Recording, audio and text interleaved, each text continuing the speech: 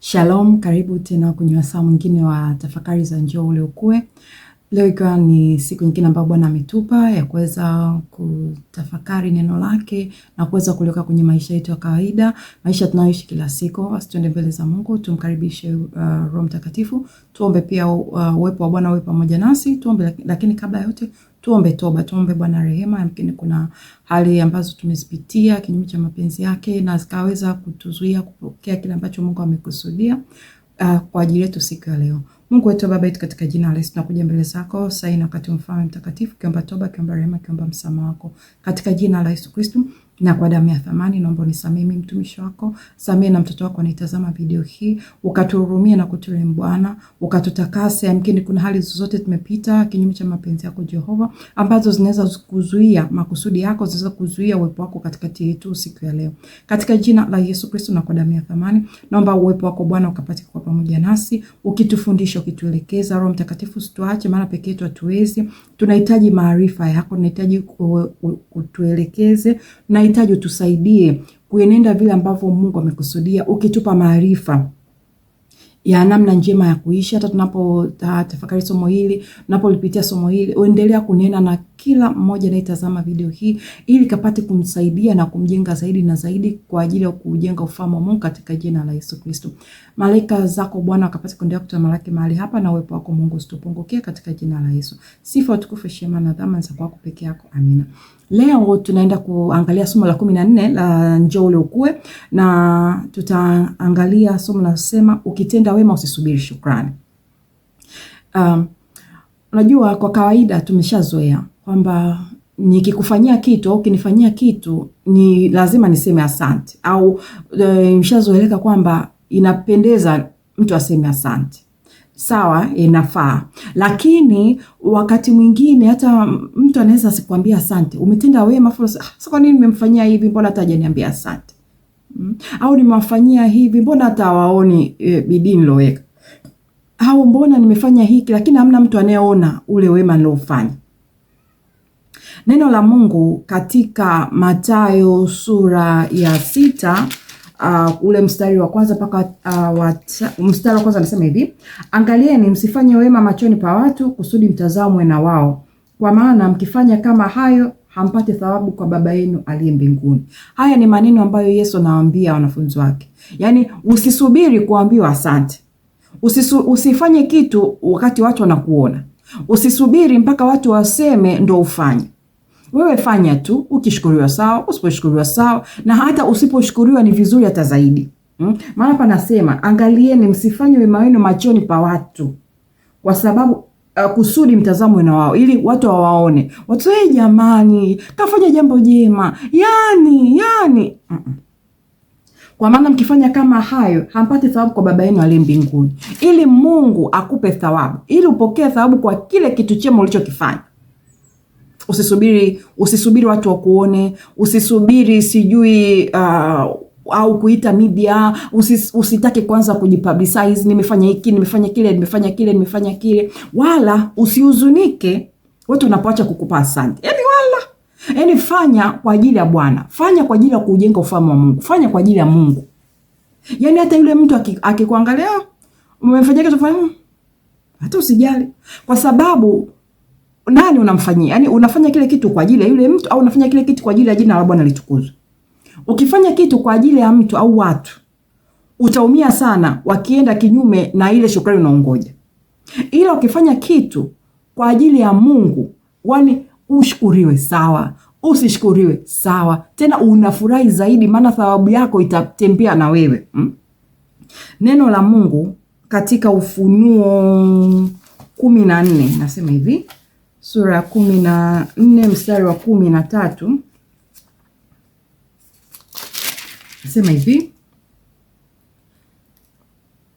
nikasikia sauti kutoka mbinguni ikisema, andika, heri wafu wafao katika Bwana tangu sasa, naam asema Roho, wapate kupumzika baada ya taabu zao, kwa kuwa matendo yao yafuatana nao. Unaona? Yaani kwamba hata katika kifo matendo yako mema yanafuatana na wewe. Sasa matendo mema kufuatana na wewe inategemea pia ulikaaje. Ndio nakwambia usisubiri ushukuriwe. Mtu akikushukuru tu sawa, lakini usifanye kitu ili watu wakuone afu wakushukuru. Hiyo inachukua baraka yako. Yaani kama mtu anaenda kutoa matendo ya huruma, nenda sijui magereza, unaenda kwa watoto yatima, unaenda sijui wapi. Alafu unatoka pale unaanza kutaka media zikuone, kila mtu anayekuzunguka kuone, kwenye vyombo vya habari uonekane, ushukuriwe mpaka ukupigie magoti. Ya nini hayo yote? Jambo jema unalifanya, lakini thawabu yako inakuwa imeshalipwa hapo tayari. Kwa hiyo inakuwa ni kama unafanya kwa ajili ya watu, sio kwa ajili ya Mungu, na hiyo haifai. Neno la Mungu tena katika Mathayo sura ya 5, Yesu anaongelea zile heri. Sura ya 5 mstari wa kwanza hadi 3 inasema hivi: na alipoona makutano alipanda mlimani, na alipokwisha kuketi wanafunzi wake walimjia, akafumbua kinywa chake akawafundisha akisema, heri walio maskini wa roho, maana ufalme wa mbinguni ni wao. Maskini wa roho ni akina nani? Tunaangalia tu maskini wa kawaida kabisa ana tabia zipi. Yaani maskini tu yote, yani yote tu, yule wa barabarani, achilia wa roho. Yule wa barabarani unayemjua, wengi wana unyenyekevu kwanza ndani yao. Alafu huwa hawasubiri shukrani, kwa sababu akikusaidia kwanza, mara chache sana mtu atamwangalia maskini hata akimsaidia. Ni mara chache sana mtu atamwangalia maskini mara mbili. Yaani hata kama amemvusha. Yaani mwingine anaweza akamsaidia mtu asigongwe na gari kwa mfano, au kadondosha pochi yake. Anaweza hata simwambia asante, akaichukua kaona kama vile alikuwa anataka kumibia. Anajua hali ambayo huyo mtu anayemsaidia anapitia, na yuko tayari kujitoa pasipo kujibakisha. Sasa maskini wa roho manake ni yule mtu ambaye anafanya vitu kwa ajili ya Bwana. Yaani unakuwa, inawezekana usiwe maskini kwa maana halisi ya umaskini wa mwilini, lakini unakuwa na tabia ya maskini rohoni. Yaani unajisadaka, unafanya wema, unatengeneza mambo sio kwa sababu unataka uone, ila kwa sababu unajua hiki ni kitu sawa cha kufanya, lakini pia ninapofanya jambo jema na mtukuza Bwana, jina la Bwana linatukuzwa. Hiyo ndio maana kuwa maskini wa roho. Unakuwa na tabia za maskini tunayowajua, lakini rohoni. Inawezekana ukawa tajiri sana, inawezekana ukawa tu na maisha mazuri ambayo yanakuridhisha, lakini ukawa unajitoa zaidi na zaidi na zaidi. Kwa mfano ukisoma kitabu cha kwenye Matendo ya Mitume, tunaona habari za Tabitha. Tabitha alikuwa anafanya nini? Tabitha alikuwa ni mwanamke ambaye alikuwa anajitoa sana. Anasaidia wanawake wengine, anasaidia watu wenye uhitaji, anafanya kile. Na hata alipokufa wanawake wenzie walimlilia, wakamwomba Paulo amuombee. Na Paulo anafanya nini? Anamuombea yule mwanamke anafufuka. Matendo mema. Sio kwamba usisubiri kwamba mpaka mtu anishukuru. Yaani sema mimi nafanya kwa ajili ya Bwana, ili Bwana atukuzwe. Na kama uliwahi kufanya jambo jema, watu kukushukuru ukaumia ndani, hebu nenda mbele za Mungu utubu. Kwa sababu unazuia baraka yako. Yaani kwa sababu unaposononeka, unaponungunika, unaposikitika, adui sasa anapata uhalali wa kuinua hati ya mashtaka kwa habari yako. Kwa hiyo hata ile baraka ambayo ulikuwa umeifanyia inakuwa haina tena maana. Nenda mbele za Mungu tu, ili kile ambacho Mungu amekiachilia thawabu yako iwepo. Neno la Mungu tena katika ile Wakorinto wa kwanza 15:58 inasema hivi: basi ndugu zangu wapendwa, muimarike, msitikisike, mkazidi sana kutenda kazi ya Bwana siku zote, kwa kuwa mwajua ya kwamba taabu yenu sio bure katika Bwana. Ukifanya kitu chochote kwa ajili ya Bwana, ujue tu taabu yako sio bure. Ushukuriwe, usishukuriwe, taabu yako sio bure.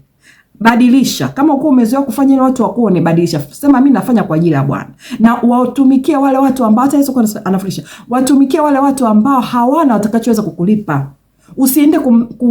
Usiende kumsaidia mtu ambaye kesho anaweza kuja kukusaidia. Amna cha pekee unachokifanya hapo. Kila mtu anafanya hivyo kwa mtu anayempenda. Lakini yule ambaye hata afanyeje hawezi kuja kukulipa, huyo ndio weke nguvu zako hapo.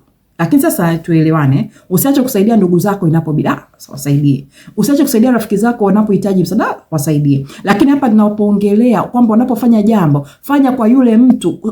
Usiweke kwamba leo nafanya hiki ili kesho aje nirudishe.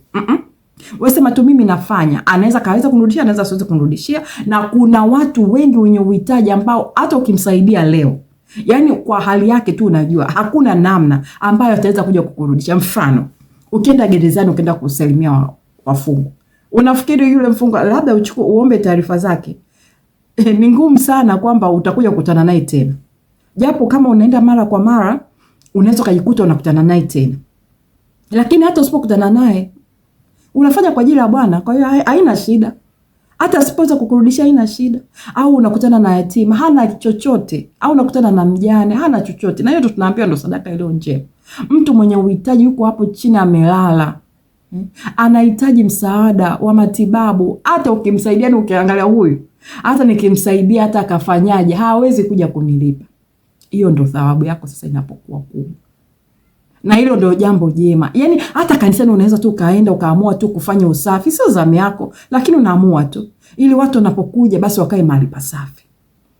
Tena unafanya muda ambao yani unajua kabisa hakuna hata mtu atakayeona.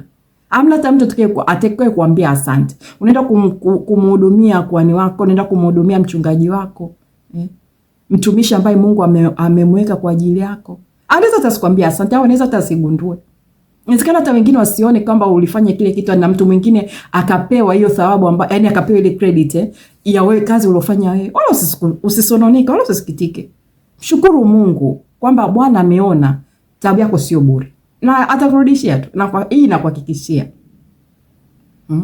Hii inakuhakikishia. Yani Bwana huwa achelewi na ahadi zake daima ni kamilifu. Kisoma tena katika ile Mathayo 25 kwanzia ule mstari wa 31 inasema hivi.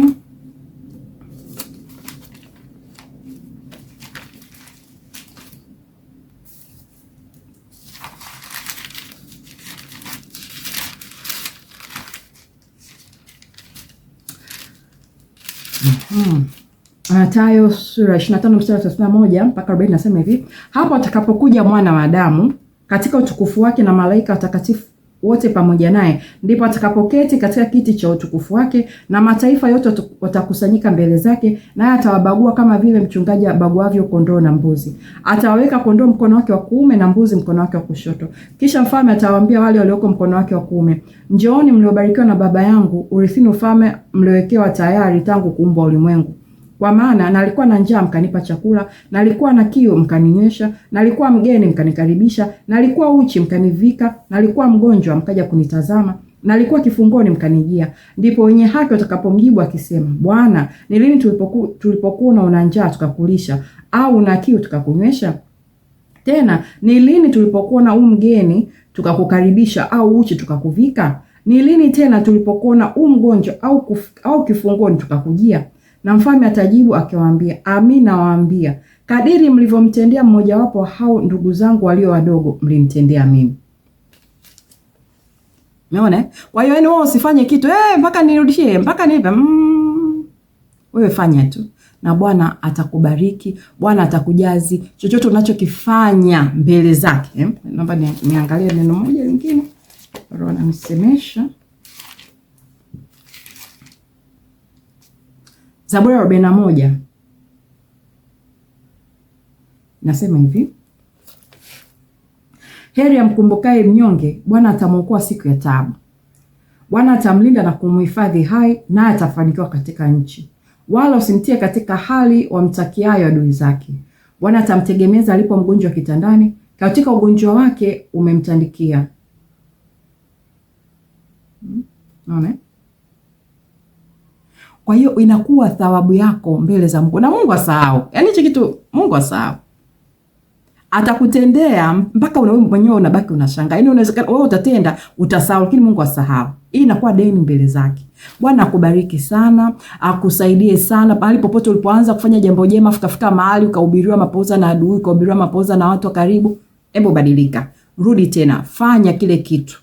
Angalia, rudi nyuma. Ulipokuwa unatenda vile vitu, Bwana alitukuzwa kiasi gani kwa ajili yako.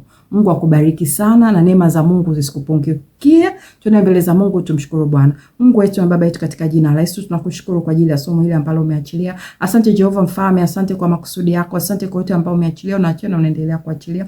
Nakushukuru Jehova kwa yote. Asante kwa ajili ya somo hili. Naomba Baba likapate kutujaza, likapate kutupaka mafuta mabichi, likapate kutusaidia kutenda mema zaidi na zaidi kila itwapo leo, katika jina la Yesu Kristo. Sifa, utukufu, heshima na adhama za kwako peke yako. Amina.